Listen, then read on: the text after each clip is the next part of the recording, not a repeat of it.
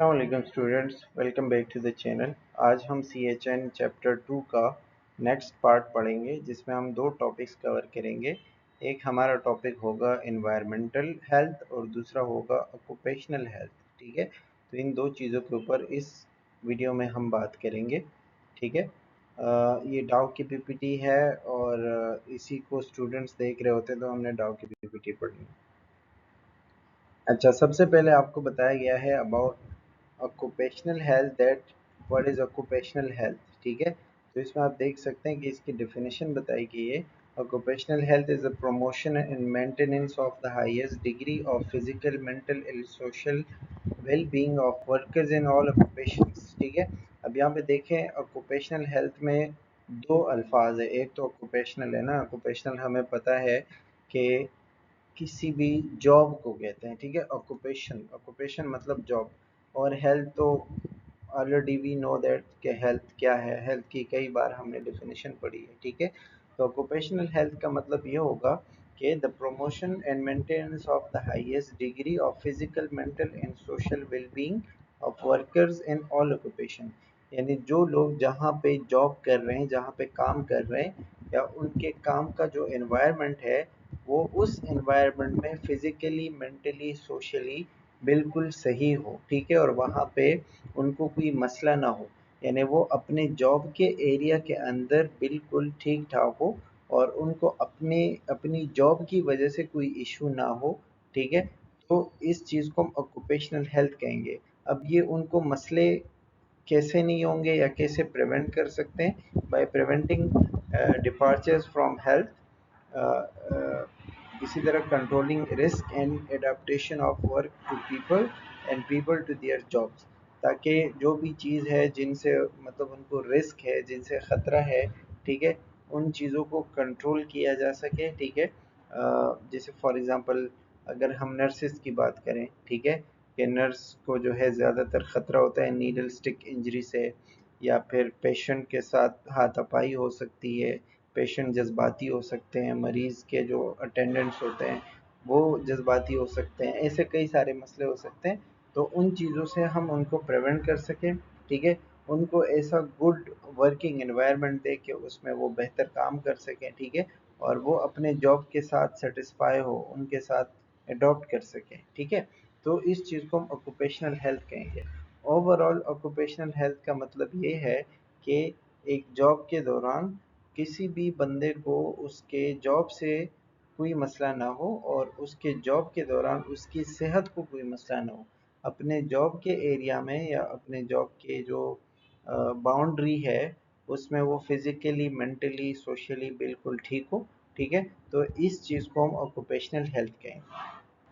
अच्छा, इसी तरह ऑक्यूपेशनल हेल्थ की जो मतलब एक और डेफिनेशन बताई गई है, आप कह सकते हो कि जो हेल्थ की डेफिनेशन है 1946 जो WHO ने डेफिनेशन दी थी वो ये थी कि state of complete physical, mental and social wellbeing. यानी आप जो है कंप्लीटली फिजिकली, मेंटली और सोशली, जो हम पहले से पढ़ते हुए आ रहे हो, इन सब चीज़ों के हवाले से आप बिल्कुल फिट हो। सिर्फ ये नहीं है कि आप जो है आपको कोई डिज़ीज़, कोई मसला, कोई बीमारी या कोई माजूरी नहीं है तो आप ठीक ठाक है। आप फिज़िकली सही, यानी आपकी बॉडी बिल्कुल ठीक हो, सही से काम कर रही हो, हाथ पैर आपके सही हैं। ठीक है, मेंटली भी आप ठीक ठाक हो, आपको कोई टेंशन, कोई स्ट्रेस, कोई डिप्रेशन, एनजाइटी वगैरह नहीं है। ठीक है, सोशली आप ठीक ठाक है, लोगों के साथ आपका ताल्लुक़ अच्छा है, लोगों के साथ आप उठते बैठते हैं, बात करते हैं। ठीक है, और आप जो है एक सोशल बंदे हैं। तो जब आप इन सारी चीज़ों में फिट होंगे और आप सिर्फ ये नहीं है कि आपको कोई बीमारी नहीं है, आप बाकी चीज़ों में भी ठीक ठाक है। ठीक है, तो ये सारी चीज़ें जब आपके अंदर है तो आप हेल्दी कहलाओगे। ठीक है, तो ये तो खैर वो पहली वाली डेफिनेशन है जो हम पहले से पढ़ते हुए आ रहे हैं। अच्छा जी, दूसरी डेफिनेशन आपको एनवायरमेंटल हेल्थ की बताई गई है कि environmental health addresses all the physical, chemical and biological factors external to a person. यानी एक बंदा है, जिस एनवायरनमेंट में वो है, तो उस एनवायरनमेंट के अंदर जितनी चीज़ें होंगी वो उसके सेहत के ऊपर असरअंदाज हो सकती है। ठीक है, जैसे कि हमारे बॉडी के बाहर एक्सटर्नली हमसे एक्सटर्नल जो जो चीज़ें जिस एनवायरनमेंट में हम हैं, ठीक है, तो वो चीज़ें हमारे ऊपर असरअंदाज हो सकती है। ठीक है, फॉर एग्जांपल एनवायरमेंटल हेल्थ में हम बात करते हैं फिज़िकल चीज़ों की। फिज़िकल चीज़ यानी कि जैसे गर्मी, सर्दी, ज़्यादा शोर वगैरह, ठीक है, इस तरह की चीज़ें हो गई जो सेहत के ऊपर असरअंदाज हो सकती है। ठीक है, इस तरह केमिकल्स होते हैं, कुछ लोग ऐसी जगह पे काम करते हैं जहाँ पे केमिकल्स, जैसे लैब्स हो गए, जैसे कोई फैक्ट्री वगैरह हो गई, वहाँ पे केमिकल्स होते हैं, तो उन केमिकल्स की वजह से भी मसले हो सकते हैं। किसी को कैंसर हो सकता है, किसी को रिस्पायरेटरी डिसऑर्डर्स हो सकते हैं, किसी को स्किन प्रॉब्लम्स हो सकती हैं। ठीक है, इसी तरह biological factors external to a person, biological जैसे कि बैक्टीरिया, वायरस और जितने भी पैरासाइट्स होते हैं, तो आपके एनवायरनमेंट से ये सारी चीज़ें आपके बॉडी के ऊपर असरअंदाज हो सकते हैं, आपके हेल्थ के ऊपर असरअंदाज हो सकते हैं। ठीक है, तो जब हम इन चीज़ों को एड्रेस करेंगे या फिर इन चीज़ों का ख्याल रखेंगे कि फिजिकल, केमिकल, बायोलॉजिकल फैक्टर्स जो का जो कि हमारे मतलब हमारे बॉडी के बाहर है, हमारे एक्सटर्नल एनवायरनमेंट में है। ठीक है, तो हम उन चीज़ों को देखेंगे and all the related factors impacting behaviours, और उनका हमारे बॉडी के ऊपर क्या असर होगा। ठीक है, हमारे बिहेवियर के ऊपर, हमारे हेल्थ के ऊपर क्या असर होता है। जब हम इन चीज़ों का ख्याल रखेंगे, ये हमारा एनवायरमेंटल हेल्थ कहलाएगा। ठीक है, it encompasses the assessment and control of those environmental factors that can be potentially affect health, यानी ये उन सारी चीज़ों के ऊपर फोकस करता है, उन सारी चीज़ों को असेस करता है और उनको कंट्रोल करने की कोशिश करता है जो कि एनवायरमेंटल फैक्टर है, यानी आपके एनवायरनमेंट में मौजूद है और वो आपके हेल्थ के ऊपर असर डाल सकते हैं। ठीक है, दैट पोटेंशियली, यानी कि उसमें आपकी सेहत को ख़राब करने की सलाहियत है। It is targeted towards preventing disease and creating सब हेल्थ सपोर्टिव एनवायरनमेंट। इनका एनवायरमेंटल हेल्थ का बेसिक जो टारगेट है या बेसिक जो मकसद है, वो ये है कि बीमारियों को प्रिवेंट किया जाए। ठीक है, और आपके एनवायरनमेंट को सपोर्टिव, हेल्थ सपोर्टिव बनाया जाए। हेल्थ सपोर्टिव का मकसद यही कि भाई उसमें आप सेहतमंद रहें, आपको उससे कोई प्रॉब्लम ना हो, जहाँ पे आप जॉब करते हैं, जहाँ पे आप काम करते हैं, वो जगह आपके लिए हेल्दी हो। ठीक है, जॉब की वजह से, आपके काम की वजह से आपके हेल्थ के ऊपर या आपके बॉडी के ऊपर कोई असर ना पड़े। ठीक है, इसी तरह ये जो ऑक्यूपेशनल हेल्थ है, इसका आपको कुछ बैकग्राउंड बताया गया है। मतलब ये ऐसी चीज़ नहीं है कि हम आज के दौर में ऑक्यूपेशनल हेल्थ की बात कर रहे हैं। ठीक है, goes back a long way, यानी इसकी हिस्ट्री बहुत पुरानी है, तकरीबन हज़ारों साल पहले से ऑक्यूपेशनल हेल्थ के ऊपर बात चल रही है। और बहुत टाइम से ऑक्यूपेशनल हेल्थ के ऊपर काम किया जा रहा है। ठीक है, लेकिन यहाँ पे जो सवाल पूछा गया है, but are these things getting better, क्या ये चीज़ें वाकई बेहतर हो रही है, क्या ऑक्यूपेशनल हेल्थ में बेहतरी आ रही है। अगर हम इसकी थोड़ी सी फॉर एग्जांपल हिस्ट्री पढ़ें, तो 400 बीसी यानी बिफोर क्रिश्चियनिटी, हज़रत ईसा अलैहिस्सलाम से पहले अगर की हम बात करें, तो उनसे 400 साल पहले मतलब ये ऑक्यूपेशनल हेल्थ के बारे में बात की गई थी या इस तरह के इश्यूज सामने आ गए थे। ठीक है, environment and its relationship to workers' health was recognized when Hippocrates noted lead toxicity in the mining industry. Hypocrite अपने ज़माने का एक बहुत ही बड़ा साइंटिस्ट था उस वक्त का। ठीक है, और इनका बहुत बड़ा नाम है, बहुत मशहूर था। ठीक है, उन्होंने पहली दफ़ा, मतलब ये पहला बंदा था जिसने लीड टॉक्सिसिटी के बारे में बात की थी। यानी जो लोग माइनिंग में काम करते हैं, माइंस जो होते हैं जहाँ पे खोदने वाले काम जितने होते हैं, तो जहाँ पे वो लोग काम करते थे, तो उन्होंने आई थिंक लीड टॉक्सिसिटी जो है मेटल की टॉक्सिसिटी है, यानी उन माइन के लोगों में या माइन में काम करने वाले लोगों में कुछ टॉक्सिसिटी, कोई कोई बीमारी आ गई थी लीड की वजह से। लीड उस माइन में आने वाली चीज़ थी ना। ठीक है, तो वो पहला बंदा था जिसने ऑक्यूपेशनल हेल्थ के एक रिस्क को आइडेंटिफाई किया था कि भाई जो लोग माइन में काम करते हैं, उन उनके अंदर लीड टॉक्सिसिटी आ रही है। ठीक है, तो ये पहला बंदा था जो 400, मतलब 400 बीसी बिफोर क्रिश्चियनिटी की हम बात करते हैं। अच्छा, फिर इसी तरह 180 यानी ईस्वी, जो आज 2026 चल रहा है ना, ये जिस वक्त 100 थी उस वक्त की बात हो रही है। Pliny the Elder, a Roman scholar, identified health risks to those working with zinc and sulfur. Pliny the Elder एक रोमन स्कॉलर था, यानी टीचर था आप कह सकते हो। और उन्होंने भी जो है वो उन लोगों में हेल्थ प्रॉब्लम्स डिस्कवर किए हैं या हेल्थ प्रॉब्लम आइडेंटिफाई किए हैं जो लोग जिंक और सल्फर के कंडीशंस में या उनके एनवायरनमेंट में काम करते थे, ठीक है। तो उन्होंने कहा था he advise a face mask made from an animal bladder. उन्होंने उस वक्त, मतलब ये वाले मास्क जो आजकल चल रहे ये तो नहीं थे, एनिमल्स के जो ब्लैडर होते थे ना उनसे मास्क बना के वो मरीजों को देते थे। और वो एडवाइस करते थे कि आप इस तरह के मास्क पहने ताकि आपको उन डस्ट से और वो जो फ्यूम्स है, जो चीज़ें हैं जिससे आपको ख़तरा हो रहा है, जिससे आपको मसले हो रहे हैं, उनसे आप मतलब महफूज रहें, ठीक है। तो ये कोई ऐसी चीज़ नहीं है कि एक दो दिन में, या आजकल के जो टेक्नोलॉजी और जितनी पोल्यूशन ज़्यादा हो गई है इस वक्त की बात है। ये बहुत पहले से जो है ये मसले चलते आ रहे हैं। इसी तरह अगर आप इसकी मतलब हिस्ट्री देखेंगे ना तो बताया गया है 200 में the Greek physician gallon accurately describe the pathology. वो लीड पॉइजनिंग की जो हमने बात की कि जो हिपोक्रेट ने बताया था, ठीक है। तो 200 में 200 ईस्वी जो है उसमें फिर उसने, जो ग्लेन एक ग्रीक फिजिशियन था, डॉक्टर था, उसने उसकी पैथोलॉजी पैथोफिजियोलॉजी पूरी एक्सप्लेन की। उसने बताया कि भाई ये लीड पॉइजनिंग कैसे होती है और ये कितना ख़तरनाक है, कॉपर माइनर्स वगैरह ना, ठीक है। तो ऐसे कई सारी चीज़ें उन्होंने बताई। फिर 1200 टू 1500 एडी में क्या हुआ, guild work at assisting sick workers and their families. ये एक डॉक्टर था जिन्होंने जो है जो लोग बीमार होते थे उन माइंस में या फिर काम करने जॉब की वजह से, ठीक है, तो उनको वो असिस्ट करता था, उनको देखता था, उनकी फैमिली को देखता था, ठीक है। फिर 1556 में एक और जर्मन स्कॉलर आया जिसका नाम था एग्रीकोला, ठीक है, जिसने साइंस ऑफ इंडस्ट्रियल हाइजीन के ऊपर काम किया, यानी इंडस्ट्रीज के अंदर साफ सफाई का ख्याल कैसे रखें। और उन्होंने उसके ऊपर एक बुक लिखी जिसका नाम था डी मेटेलिका, ठीक है। He describe the disease of miners and prescribed preventive measures. उन्होंने उस बुक में जो माइन के अंदर काम करने वाले लोग थे उनकी बीमारियों के ऊपर बात की और कैसे उनसे मतलब उनको रोका जा सकता है, उससे आप अपने आप को रोक सकते हैं, मना कर सकते हैं, ठीक है, वो बीमारियों से आप अपने आप को प्रिवेंट कर सकते हैं। ये सारी चीज़ें उन्होंने अपने बुक में बताई और उनको सजेशंस दी कि भाई आप जो है माइंस में वेंटिलेशन, हवा का सही सिस्टम रखें, वर्क प्रोटेक्शन हो, एक्सीडेंट्स को कम करें, ठीक है।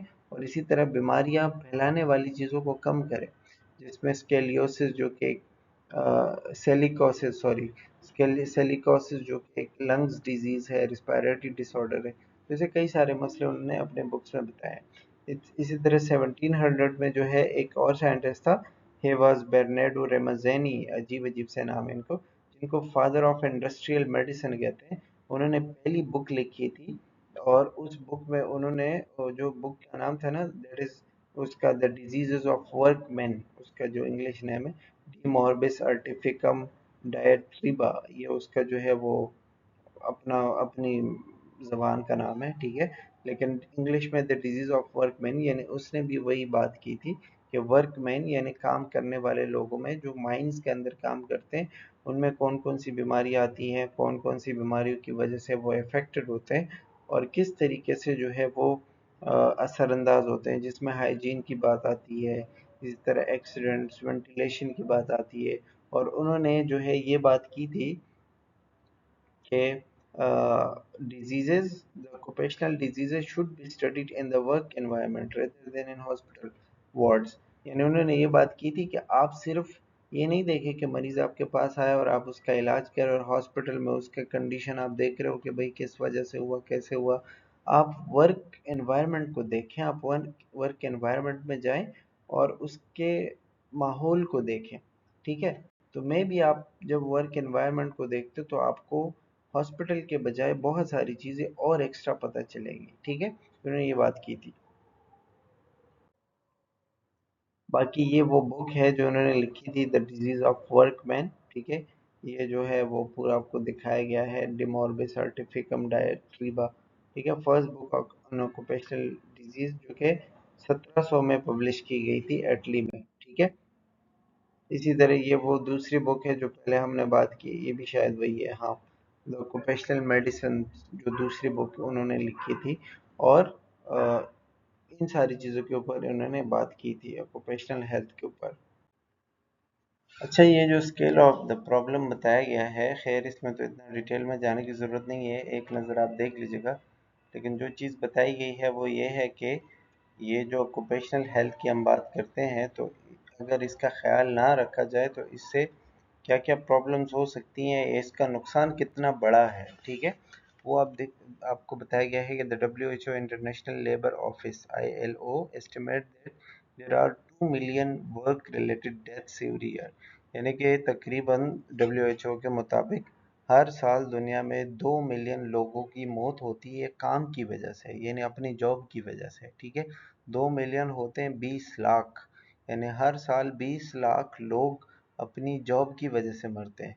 जॉब की वजह से मरने का मतलब ये कि या तो उनको उनका कोई एक्सीडेंट हुआ अपने जॉब की जगह पे, उनको कोई ख़तरा हुआ, एक्सीडेंट हुआ, आग लग गई, कोई इंजरी हो गई, कुछ भी ऐसा हो गया, ठीक है। तो 20 मिलियन लोगों का, 20 लाख लोगों का, यानी 2 मिलियन लोगों का इस तरह से उनकी डेथ होती है। It is also estimates that only 10 to 15% of workers have access to a basic standard of wages। यानी 10 से 15% लोग ऐसे होते हैं जिनको बेसिक स्टैंडर्ड प्रोवाइड किए जाते हैं, इनके जिनके पास सेफ्टी के लिए चीज़ें होती है, जिनके पास सेफ्टी के लिए जैसे हेलमेट, मास्क, ग्लव्स वगैरह, ये सारी चीज़ जो होती है ना वो होती है। बाकी तकरीबन 85 या 90% लोगों के पास ये चीज़ है ही नहीं। यानी आप सोचो कि एक क्लास में अगर 50 बच्चे हैं, या आप समझो कि 35 बच्चे हैं, तो 35 में से 6 या 7 के पास बेसिक ज़रूरतें हैं, बाकी जो 28 29 जो होंगे उनके पास कुछ भी नहीं है, आप ऐसा समझो, ठीक है। तो बहुत सारे लोगों के पास, या बहुत सारे वर्कर के पास जो है वो बेसिक स्टैंडर्ड भी नहीं है, ठीक है, काम करने के लिए उनको प्रोवाइड नहीं किया जा रहा। In the UK there were 175 million working days lost to sickness absence in 2006। एक रिसर्च के मुताबिक इतने दिनों का काम जो है वो ख़राब हो गया लोगों का, या इतने दिन वो लोग काम पे नहीं गए, अगर हम वन बाय वन हिसाब करें, ठीक है, जिसकी वजह से जो है वो हर ऑर्गेनाइजेशन को 650 मिलियन मिलियन या बिलियन बिलियन डॉलर का नुकसान हुआ है पर एम्प्लॉय, ठीक है। ये वो एस्टिमेट्स बता रहे हैं आपको। तो ऐसे कई सारी चीज़ आपको बताई जा रही है कि दुनिया में हर साल कोई 2 मिलियन लोग बीमारियों से गुजरते हैं। और कहा जाता है, लोगों का ये सर्वे है कि हम अपनी जॉब की वजह से स्ट्रेस में हैं, या फिर उनकी वजह से कोई उनकी बीमारी हुई है, ठीक है। अच्छा, फिर 2005, 2007 और इस तरह के जो सर्वे में बताया जा रहा है कि 20% लोग जो यूके में उनका इंटरव्यू किया गया था, वो ये था कि हेल्थ प्रॉब्लम उनको अपनी जॉब की वजह से, 20% लोगों को यूके में जॉब की वजह से हेल्थ प्रॉब्लम्स है। तो ऐसे बड़े सारे मसले होते हैं। HAC has traditionally estimated cost of three types of stakeholders। HAC health and safety executive, जो कि इन एक इदारा है जो कि हेल्थ और सेफ्टी को देखता है। उन्होंने कहा कि जो लोग मतलब हेल्थ प्रॉब्लम से गुजरते हैं ड्यू टू जॉब, ठीक है, तो वो बहुत सारे मसलों के साथ आते हैं, आप कह सकते हो कि उनकी वजह से और बड़े मसले पैदा होते हैं, जिससे उनकी वजह से और बड़े तावान और नुकसान होते हैं। आप समझो, फॉर एग्जांपल अगर वो बीमार होंगे और वो डॉक्टर के पास जाएंगे, या तो उनको पैसे देने पड़ेंगे या कंपनी को पैसे देने पड़ेंगे, ठीक है। और जब उनके ऊपर खर्चा ज़्यादा होगा तो लोगों को टैक्सेस आएंगे, तो टैक्सेस मतलब किसी अच्छे काम के बजाय आप लोगों के उस पे लगा रहे हो, बीमारियों के ऊपर लगा रहे हो। तो इसी तरह बड़ा मसला होता है, बिलियंस डॉलर्स में जो है नुकसान होता है, ठीक है। जैसे पर इंडिविजुअल, अगर इंडिविजुअल देंगे तो कोई 10 बिलियन टू 14 बिलियन डॉलर तकरीबन पर इंडिविजुअल देते हैं, ठीक है। एम्प्लॉयर्स का ये खर्चा होता है, सोसाइटी के टैक्सेस से जो पैसे आते हैं उनका ये खर्चा होता है। तो मतलब पैसे गलत जगह पे खर्च होते हैं और उनके जो है मनफी नुकसानात होते हैं, ठीक है, या मनफी असरात होते हैं। तो ये स्केल ऑफ द प्रॉब्लम, यानी ये जो मसला हम डिस्कस कर रहे हैं ये बहुत बड़ा मसला है, और इसके ऊपर इसका जो है बहुत बड़ा नुकसान हो सकता है। ये भी वही आपको एस्टिमेट्स बताए गए हैं कि तकरीबन हर साल 160 मिलियन, 160 मिलियन बहुत बड़ा नंबर होता है, कितने केसेस आते हैं वर्क रिलेटेड प्रॉब्लम्स के, ठीक है, जिसमें से 1.7 लोगों की, मिलियन लोगों की मौत हो जाती है। यानी इतने लोग बीमार होते हैं 160 मिलियन, और 160 मिलियन में से 1.7 मिलियन लोगों की मौत हो जाती है, जो कि तकरीबन 3% बनता है, ठीक है। कहा जाता है कि कुछ 100 लोग अगर अपने वर्क रिलेटेड प्रॉब्लम्स की वजह से बीमार होते हैं, तो उनमें से 3 लोग की डेथ होगी, 3% लोग की, ठीक है। Selected occupational risk are responsible world wide for 37% of back pain. यानी अगर हम उस चीज़ को देखें तो जितने भी हेल्थ प्रॉब्लम है, तो उसमें से 37% लोगों को बैक पेन होता है, यानी कि कमर के दर्द के साथ आता है, ठीक है। इसी तरह 16% लोगों को हेयरिंग प्रॉब्लम्स होती है, 13% लोगों को क्रॉनिक ऑब्स्ट्रक्टिव जो COPD हम पढ़ते हैं ना, यानी सांस के मसले हो जाते हैं, 11% लोगों को एज़मा हो जाता है, 8% लोगों को इंजरीज हो जाती हैं, हाथ पांव टूट जाते हैं, 9% लोगों को लंग कैंसर हो जाता है, 2% लोगों को ल्यूकीमिया हो जाता है, और कोई 8,50,000 लोग की डेथ हो जाती है वर्ल्ड वाइड, यानी ये ऑक्यूपेशनल प्रॉब्लम्स की वजह से, ठीक है। बहुत बड़ा नंबर है अगर हम इनको देखें। अच्छा, इसी तरह अगर हम नर्सेज और डॉक्टर्स की बात करें तो उसमें भी ये चीज़ बहुत कॉमन है कि नीडल स्टिक इंजरी जो है तकरीबन 40% जितनी नीडल स्टिक इंजरीज होती है, तो इसमें से 40% लोगों को हेपेटाइटिस बी और हेपेटाइटिस सी के इन्फेक्शन होते हैं, ठीक है। और कोई 4.4% लोगों को HIV के इन्फेक्शन होते हैं, हेल्थ के जो वर्कर होते हैं। तो ये बहुत बड़ी बात है, मतलब बहुत बड़ा नंबर है, जिसमें इतने सारे लोगों को जो है वो मसले होते हैं, ठीक है, अपने अपने वर्क की वजह से और अपने काम की वजह से। Studies in industrialised countries demonstrate that psychological psychosocial hazards and work related stress affect 1/5 of the working population. और जो इंडस्ट्रियलाइज्ड कंट्रीज होती हैं जहाँ पे इंडस्ट्रीज बहुत ज़्यादा है, ठीक है, तो वहाँ कहा जाता है कि वहाँ के लोग भी कुछ 5 में से एक बंदा स्ट्रेस डिप्रेशन से गुजर रहा होता है, ठीक है। तो ये अगर हम इन नंबर्स को देखें तो ऑक्यूपेशनल हेल्थ बहुत ज़्यादा मुतासिर हो रही है लोगों की। ये भी वही बताया गया है कि तकरीबन दुनिया में जितने भी काम करने वाले हैं वर्कर्स जो होते हैं, हर 5 सेकंड में एक वर्कर कहीं ना कहीं इंजरी हो जाता है, इंजर्ड हो जाता है, ठीक है। कोई इसी तरह ये आप नंबर देखें, ढाई दहाई सैकड़ा हज़ार 10,000 लाख 10 लाख करोड़, कोई 1 करोड़, 1 करोड़ इंजरीज हो जाती है हर ईयर, जिसमें से 1 लाख लोगों की डेथ हो जाती है, और हर 10 सेकंड में एक वर्कर डिसेबल, माजूर हो जाता है, हाथ पांव टूट जाता है उसका, ठीक है। ये वक्त के साथ साथ ये इंजरीज और इसमें जो इंसिडेंस है, जो चीज़ है, वो वक्त के साथ साथ बढ़ जाती है, कम नहीं होती। मतलब हालत और ख़राब हो रही है, बेहतर नहीं हो रही, ठीक है। तो इसीलिए ऑक्यूपेशनल हेल्थ प्रॉब्लम्स का स्कोप आप कह सकते हो उसमें बहुत ज़्यादा बढ़ाव आ रहा है, या उसमें बहुत ज़्यादा इंक्रीज आ रहा है, ठीक है। ट्रेंड्स में भी वही चीज़ है कि 1/3 ऑफ लाइफ एट वर्क, यानी 3 में से कोई एक बंदा अक्सर बीमार हो जाता है या डेथ की तरफ जाता है। Lost time from illness and injury, तकरीबन 3 में से 1 बंदा जो है मरता है। अब इनको रोकने के लिए हॉस्पिटल्स में जो है ना प्राइमरी केयर सेंटर होना चाहिए, हॉस्पिटल्स में या कंपनीज में, जहाँ पे भी ऑक्यूपेशनल सेटिंग है ना, कंपनी कोई भी जगह है जहाँ पे लोग काम करते हैं, तो वहाँ पे मतलब ऐसा एक primary nurse doctor first aid कुछ होना चाहिए कि अगर इस तरह के मसले हों तो उनको कम से come first aid treatment provide किया जाए और मसला मज़ीद ख़राब ना हो, ठीक है। ये occupational health and safety law Pakistan के अंदर आपको बताया जा रहा है। जैसे कि हमें पता है कि Pakistan is a developing country, यानी एक तरक्की पज़ीर मुल्क है जो अभी तरक्की के राह में है, उसको बहुत कुछ अभी हासिल करना है, ठीक है, और पता नहीं कितना टाइम लगेगा। तो इसीलिए हमारे मुल्क के अंदर does not have comprehensive occupational health, यानी बिल्कुल जो ऑक्यूपेशनल हेल्थ के लिए चीज़ें होनी चाहिए, जो प्रॉपर हेल्थ जिस तरह होनी चाहिए वो सब नहीं है, और कुछ सेफ्टी लॉज भी प्रॉपर नहीं है, ठीक है। The incidence of injuries illnesses is probably very high in Pakistan, और इसीलिए जो ऑक्यूपेशनल इंसिडेंस है, जो प्रॉब्लम्स है, इंजरीज है, वो बहुत ज़्यादा है। कभी माइन के अंदर लोग फंस जाते हैं, गिर जाते हैं, कभी किसी के ऊपर चट्टान आ जाते हैं, कभी एक्सीडेंट हो जाते हैं, कभी कोई गिर जाता है, कभी कोई इंजरी हो जाती है।